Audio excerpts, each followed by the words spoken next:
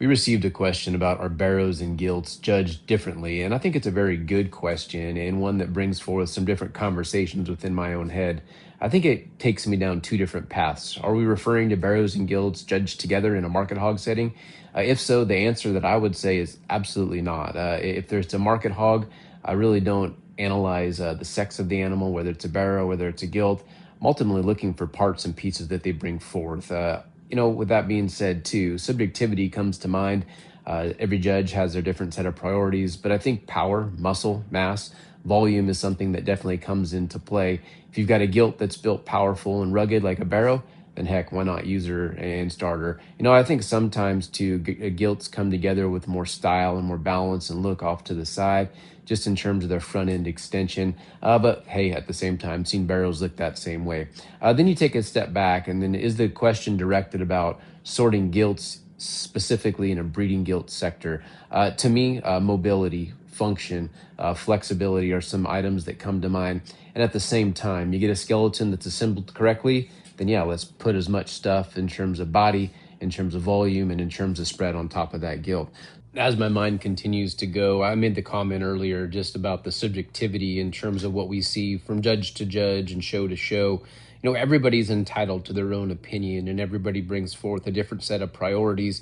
But ultimately you've got to be confident in your decision-making capabilities and really stay attuned to what you start the day with if you're given what you like early on in a class.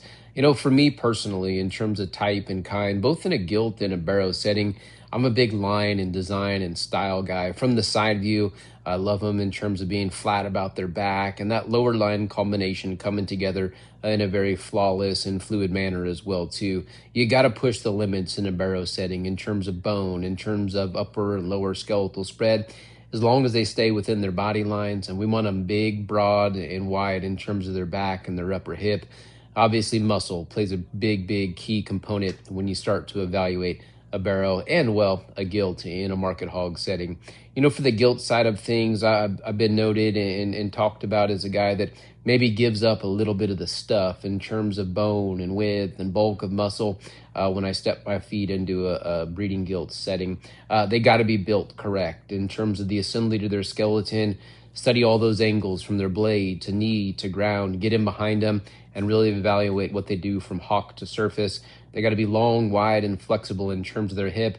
And at the same time, if you get one built that is so genuine and so athletic, man, I'm a sucker for one that's neat looking from her shoulder forward, bold and big about her center body and the core portion of her skeleton, and then wide up high as well too. But to keep them in check, they got to be able to move. They got to be able to rock and roll. Just my thoughts, and obviously they differ from guy to guy and gal to gal, but that's the way I like them, and that's the way I see them in both the market hog setting as well as a breeding gilt sector. Just to highlight my final thoughts. Barrows in terms of market hog, power, rugged, dense, and then we switch our conversations and talk about gilts in a breeding gilt sector, probably put more of an emphasis on function, flex versus power.